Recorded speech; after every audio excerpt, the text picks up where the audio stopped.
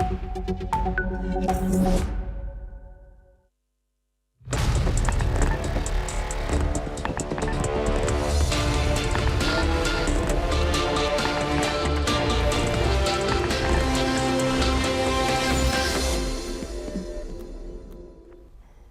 and welcome. I'm Suma Katauka and you're watching Gulf Today on NewsXWorld. Let's take a look at the top headlines of this hour.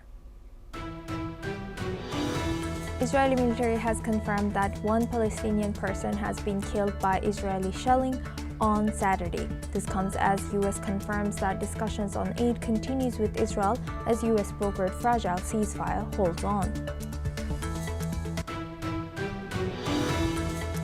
Syrian President Ahmad Al-Faraa has arrived in the United States. According to reports, he is set to meet US President Donald Trump and discuss Syria's integration towards the international coalition against ISIS.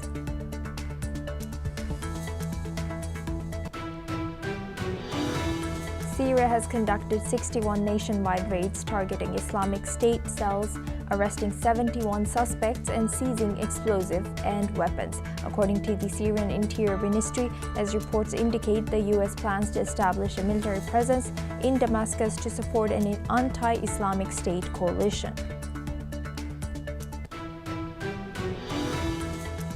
Palestine has praised Turkey's arrest warrants against 37 Israeli officials, including Prime Minister Benjamin Netanyahu and Defense Minister Israel Katz, on charges of genocide and crimes against humanity in Gaza, calling it a victory for justice.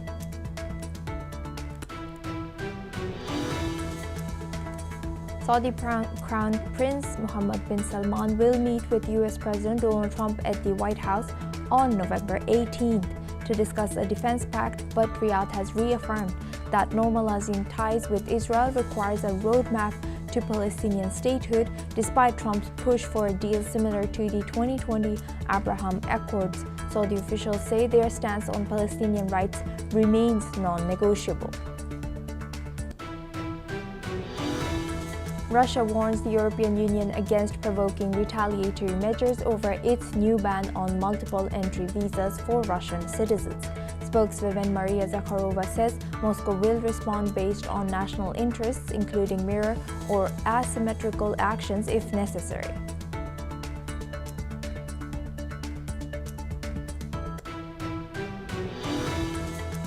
Rodrigo Paz has taken office as Bolivia's new president, ending nearly 20 years of socialist rule. The pro-business leader has pledged to open Bolivia to the world, restore U.S. ties, and tackle the nation's deep economic crisis and soaring inflation.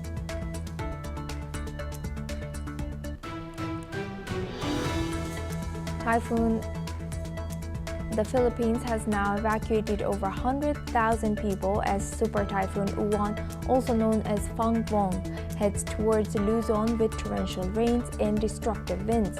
Authorities have raised signal number 5, the highest in Catanduanes and parts of Camarines, as the storm threatens to make landfall in Orola province.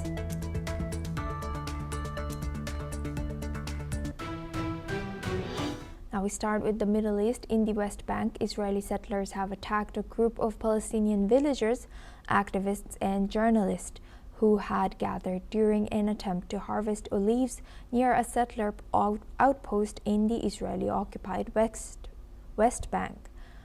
According to reports, the journalist and a security advisor accompanying her were also among those injured in the attack by the men who wielded sticks and clubs and hurled large rocks in an area close to the Palestinian village of Beita. The area lying south of the West Bank city of Nablus has been a flashpoint in past years for settler attacks, which has increased across the West Bank after the war in Gaza, which began 2 years ago. The Israeli Defense Forces have dispatched soldiers to the scene after receiving what they described as reports of a confrontation. Let's in fact listen into what some of the people on the scene has said. As we were running down the steep hill, and with them having the height advantage, at some point they caught on to Reuters journalist Ranin Sawafte, and beat her up without mercy, continuing to stone her while she was on the ground, and then continuing to attack everyone who tried to come to her help, and everyone who was running away from several sides. حوالي 50 كمان هون. هلا اللحظة الأولى خلال ثواني أنا كنت بس بسمع صوت الزميلة رنين وهي بتصرخ، وبسمع صوت ثاني قريب كثير مني بقول قتلوا الصحفية. يعني أنا كان يعني أرجع لورا أقدم لقدام، بس أنا عمالي بشوف المستوطنين بعيدين عني مثل يعني، وكانوا كلهم معهم يعني هروات أدوات حادة وكلهم ملثمين، وأنا بس كان قدامي فيش مجال. إذا بدي أطلع باتجاه فوق ففي 50 مستوطن، تحت في زي واد سحيق يعني في منطقة وعرة. فطلعت لقيت حالي موجود، الأهالي كلهم نزلوا، ما كانش قدامنا إلا إن إحنا يعني نحاول قدر الإمكان ننسحب من هاي الأراضي. خلال الانسحاب كان في ضرب حجار بشكل أنا ما عمري شفته. Now for this discussion, we welcome Mohammed Khatib. He's a Middle East affairs expert, joins us live from Tehran. Thank you very much, Mohammed, for joining us. Welcome to News Expert. Thank you. Now, looking at the situation in the West Bank, how does escalating settler attacks in the West Bank impact the broader economic stability and also the ceasefire phase 1? How does it affect that? And can you please tell us if you know how often are these kind of such attacks, and also are there any repercussions or punishments for those Israeli people who attack people and our agriculture, disrupt agriculture in West Bank? So these attacks are not very rare. These attacks happen in very short periods of time, and mainly every day these attacks happen, and Israeli settlers harass Palestinian farmers, and these settlers are provided security from the Israeli defense forces, and Israeli authorities are green lighting these kinds of attacks, and they are letting Israeli settlers to create outposts in Palestinian lands.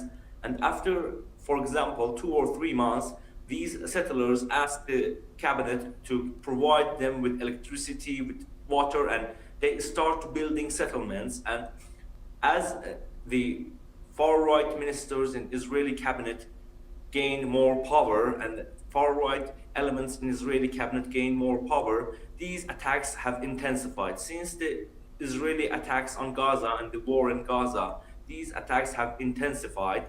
And the prospect of Israel completely annexing the West Bank is really much. And Israel has passed a law in its Knesset, or parliament, as we say, to annex the whole West Bank into its territory. And this has gotten a really big backlash from the world, and everyone has been condemning it because it's against peace, and these steps are in that regard. So, as I said, Israel attempts to annex the whole West Bank to its territory, but this is not helping peace. Even its close allies like the United States are against annexing West Bank, and we have seen in reactions from the United States about annexing the whole West Bank. So the situation is really tense, and the attacks are continuing because the Israelis are green-lighting it. I mean, the authorities, the prime minister and the whole cabinet, these settlers are provided with extensive protection, and they are continuing to attack every day. Yes.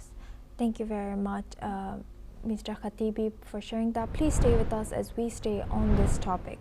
The IDF has said that it has shot dead a Palestinian terrorist, in their words, who was planning on harming Israeli soldiers during a raid in the Al-Faraa refugee camp in the northern West Bank. The Israeli military has added that the soldiers of the paratroopers brigade's reconnaissance unit opened fire on the suspect, killing him. Further, the military has stated that no troops were injured during the incident. The Palestinian Authority Health Ministry has identified the slain man as 26-year-old Abdul Rahman Ahmad Abbas Darafsheh. Now for this discussion, we go back to welcoming Mohammad Khatibi. He's a Middle East affairs expert, joins us live from Tehran. Thank you very much, Mr. Mohammad, for staying with us. Now looking at this, how do you analyze the current ceasefire situation? Do you think we are ready for phase 2 as the hostage body exchange still remains and these kind of attacks continue, and we see that a lot of Palestinians are still being killed even though there is a fragile ceasefire in place? So the ceasefire depends on Israeli idea about what it wants from Gaza. If it wants to completely occupy the Gaza Strip or gain control of the Strip and put, for example, the Palestinian Authority in place in the Gaza Strip and push Palestinians to disarm, for example, Hamas to be disarmed, I don't think that this ceasefire will hold, because Hamas knows that if it lays down its arms, there will be no Hamas, and they are not willing to disarm. Even if Hamas stops fighting against Israel and lays down arms, there are other smaller groups like Islamic Jihad that will continue the fight. The whole point here is that as long as Israel continues to occupy Palestinian lands and continues to annex much of its territory, there will be no complete ceasefire. The ceasefire should come in a way that saves the peace, not in a way that serves the Israeli agenda of annexing every place in the Palestinian territories. So Israel should realize that it will not gain what it has not gained in the war. I mean, the control of all of the Gaza Strip and all of the West Bank, and this can't be continued. So yes, indeed. And Mr. Khatibi, can you tell us how is this news covered in media in where you are from? You are joining us from in Tehran. Is this covered very often? And what are the how long or how accurate are these media coverage in Iran of Gaza and Israel? So in Iran, they cover it very much, but in Israel, because of the restrictions that Israel has put on foreign media and independent journalism, there are no independent journalists in the Palestinian territories. For example, Israel banned Al Jazeera from operating inside Israel, and they have restricted access to the Gaza Strip, and they are trying to manipulate the whole situation in the Gaza Strip and in the West Bank, and there are many pressure on independent journalists inside Israel to report the truth. They are filtering everything that comes out of the Palestinian territories because they know that this will hurt the image of Israel, as we have seen that the attacks and the massacres inside Gaza have completely destroyed Israel's agenda and Israel's image in the world. And in many capitals, London, in the United States, in Australia, people are now have watched the massacres live on their phones, and these is not just journalists that are trying to spread the word. Israel tries to stop journalism, but it can't, because the truth cannot be stopped. And we have seen that many people inside Israel and many people inside Gaza Strip have turned to be journalists, and they were not journalists before the war started. And this will be a turning point in Israeli manipulation of the situation in the occupied territories. Yes, indeed. With that, I would like to thank Mr. Mohammed Khatibi for joining us today, all the way from Tehran, and sharing that insight throughout this topic. Thank you very much. Now we move on. We stay in the region. Israeli protesters have gathered in Tel Aviv to save the Israeli democracy and to demand that the government ensures the return of the remaining deceased hostages from Gaza. The protesters held large banners with pictures of the hostages whose bodies are still held in Gaza. Under a U.S.-mediated agreement to end the war in Gaza and release all the hostages, Hamas has released 20 living hostages so far and was to release 28 deceased hostages, but still holds 11 bodies. Let's in fact listen into what the protesters have said. Oh, in Israel right now, the democracy is a kind of a shaky situation. We have a government that tries to change our democracy to dictatorship, and we're here to protest. We're here to demonstrate against it. I'm here really to save my country. I'm a very concerned citizen.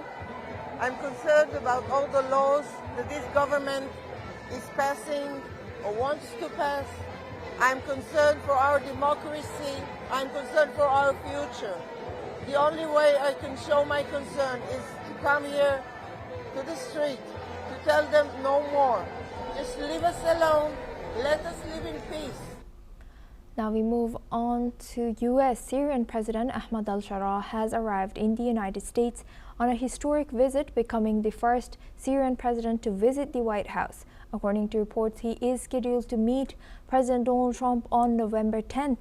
Al-Sharaa has previously visited New York to participate in the United Nations General Assembly, but this marks his first state visit to Washington. According to U.S. envoy Tom Barak, during the visit, Damascus is expected to sign an agreement to join the U.S.-led international coalition against ISIS. The United States recently removed al-Sharaa from its sanctions list following a UN Security Council's decision a year ago. He has led Hayat Tahrir al-Sham, an al-Qaeda affiliate in Syria.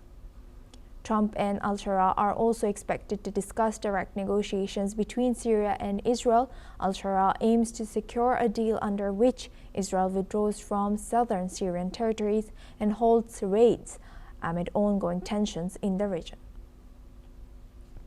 Now for this discussion, we welcome Hamid Naderian. He's a journalist and a Middle East affairs analyst, joins us live from Tehran. Thank you very much for joining us. Welcome to NewsX World. Now, looking at this, Hamid, can you tell us what are the political implications of U.S. lifting sanctions on this particular individual, Syrian President Ahmad al-Sharaa, for regional stability and also their motive on Middle East affairs, and to what extent does this historic U.S.-Syria engagement signal a shift in American foreign policy? Hello, how are you doing? I'm very glad to be talking to you again. Thank you. The fact of the matter is, you're welcome. The fact of the matter is, if you can remember, in 2012, the United States sort of invaded Syria alongside its allies. It was a very sizable coalition under the guise of fighting ISIS, the so-called Islamic State. Now, the United States has backed down. All of its allies, have withdrawn, and it's like, the size of the United States troops in Syria has seriously dwindled, and the task has been sort of given to the new Syrian authorities, the new Syrian regime. Something I don't understand personally is that why can the United States invade a country and topple its government or do it serious damage under the guise of fighting the same group, and now sort of is very easily hand over the task sort of devolve the task to the Syrian regime. And something else I don't personally understand is this guy, Ahmed al-Shara's rebranding, Mr. al-Jolani's rebranding. It's like until a while ago, this person was a known and self-admitted ISIS commander, Hayat al-Tahrir al-Sham commander, HTS commander, as you said, Al-Qaeda's Syria offshoot commander. And, all of a sudden he shifts from turbans and the so-called Takfiri terrorism attire into diplomatic attire and suits and ties and all-out diplomatic look. Something that I personally suspect here is that when it comes to the United States and the Israeli regime's interests, the United States easily rebrands some person, easily establishes rapport with that person. It's like it was okay to topple the Assad government to sort of face Syria with an influx of Takfiri terrorists, all of a sudden change the entire scenery as a means of toppling the Assad government. But right now, it's like a former Al-Qaeda commander, a former ISIS commander can all of a sudden become America and Israel's best friend. I think it's the United States way of repurposing politics and sort of manipulating the situation in favor of its interests on the ground and the interests of the Israeli regime. I think what is meant by promoting al-Shara and inviting him to the White House and giving him audience with Trump is promoting and advancing Washington and Tel Aviv's interests in the region, in the West Asia region. Yes, indeed. And building on your answer, you nailed it over there, saying that repurposing or moving his image, putting Ahmed al-Shara in a suit from a turban. But of course, no one or almost everybody knows his past and his ties. So, how long do you think how long will it take for people to forget his past or to kind of see him as how America is rebranding him? And from America's point, how do you think they will make? How much effort will they be making towards kind of repurposing or reimagining Ahmed al-Shara's image? What do you think?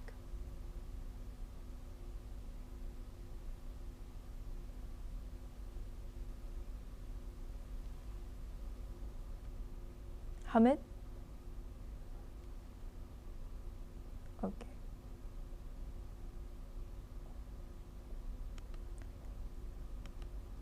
Syrian President Ahmed al-Shara has arrived in the United States on a historic visit.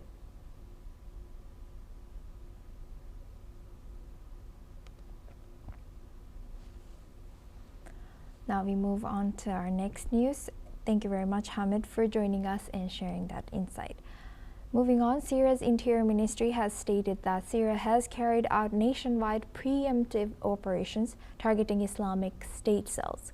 Syrian security forces have carried out 61 raids in which 71 people were arrested, and the forces also seized weapons and explosives. According to the Interior Ministry spokesperson, these actions were based on precise intelligence information and were part of Syria's ongoing national efforts to combat terrorism and protect citizens. Many of those who were detained were described as wanted criminals and were linked to terrorist activities. Officials said the raids were launched after intelligence reports indicated that it was planning fresh attacks inside of the country. This comes as Syrian President Ahmed al-Shara is reluctant to join international alliance against ISIS. Now for this discussion, we welcome back Hamid Nardarian. He's a journalist and Middle East affairs analyst, joins us live from Tehran. Thank you very much, Hamid, for joining us again. Good to see you. Hamid, now looking at this and adding this news to our conversation, how does Syria's preemptive operations against Islamic State cells How does it affect its security and counterterrorism cooperation? And how could Syrian raids and arrests impact U.S.-Syria negotiation that's ongoing right now in U.S.? It's like moments ago you mentioned Ahmed al-Shara's pending visit to the United States, to the White House. And I believe that in order to lend more so-called legitimacy to this so-called new Syrian leader, which I think is a propped up leader, it's not a real democratically elected leader. I cannot remember the election process. It's like it was wholesale Takfiri raids, Takfiri terrorist raids across Syria, expanding from the Idlib province in northwestern Syria, and with full support from the United States and backup aerial raids by the Israeli regime that helped install the new HTS regime, Ahmed al-Shara's new administration.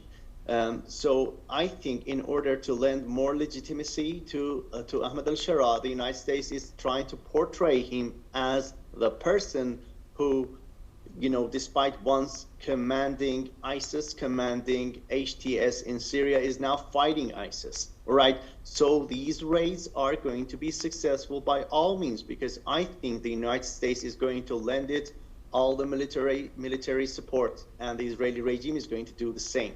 So they are going to be fighting ISIS, even, for the sake of appearance, and the ISIS is going to suffer resounding defeat. And after that, Donald Trump is going to hail the newfangled alliance between Damascus, the new Damascus, and Washington.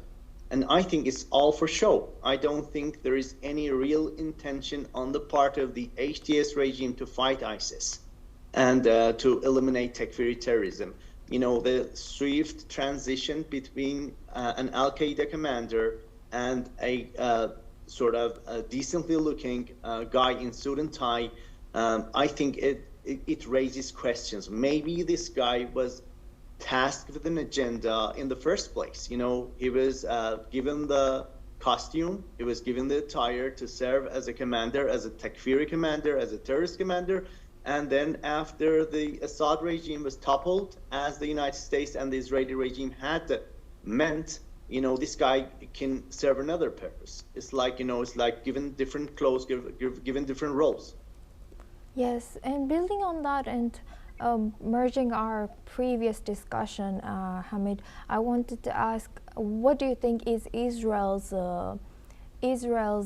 relations with all this, including their ambitions or their tactics of continuing to attack Syria and even the Syrian capital we saw recently, and now Syrian President Ahmed al-Shara in U.S. What do you think? What is Israel's motive? I understand that it's like last year during the flash operations that led to the ouster of the Assad regime. It's like I believe the HTS at the time under Shara's commandership was given a so-called carte blanche, right, to go on. Was given the arms, given the equipment, given the logistics, the coordinates to topple the regime. So to topple Assad's government. And it's like at the time Israel was backing it up, backing these operations, these sort of flash operations, swift operations towards toppling Assad by pummeling the former Syrian government's defenses and structures, even civilian structures, right? The ministries, the buildings, the structures, the defenses, the air defenses, it was towards eliminating what remained of the former government, right? Its allies, its soldiers, its forces. It wanted to, wipe it off Syria's map. So it managed. So right now, if the Israeli regime is actually attacking Syria, I suppose it's towards eliminating what is left of Assad's loyalists, right? What is left of, the vestiges, it's like, what is left of that government. It wants to eliminate all the traces. in order for Al-Shara's new regime, new administration to, to have whatever it wants, right? So I don't think that the Al-Shara's regime and Tel Aviv are at odds at all. You see what I mean? It's like they are in the same league, or at least for now, Al-Shara, Washington, and Tel Aviv are supposed to be in the same league. And the big picture is that eventually, probably Washington and Tel Aviv are trying for Damascus, for the new administration in Damascus, to enter the Abraham Accords, the normalization, the détente, right, the rapprochement. Yes. So in order for the Israeli regime to expand the sphere of its alliance in the region, and by doing so, it would be invigorated, reinforced towards confronting its adversaries. For example, its remaining adversaries, the Islamic Republic, Iran, and its allies, right? All the resistance groups. So its clout, its influence, its leverage, its strategic depth would be deepened. That's my opinion, of course. Yes, with that, I would like to thank Hamid Naderian for joining us as a journalist and Middle East affairs analyst all the way from Tehran and sharing that insight throughout our news. Thank you. Now, that's a wrap on Gulf Today. Keep watching News X World for more news updates from around the world.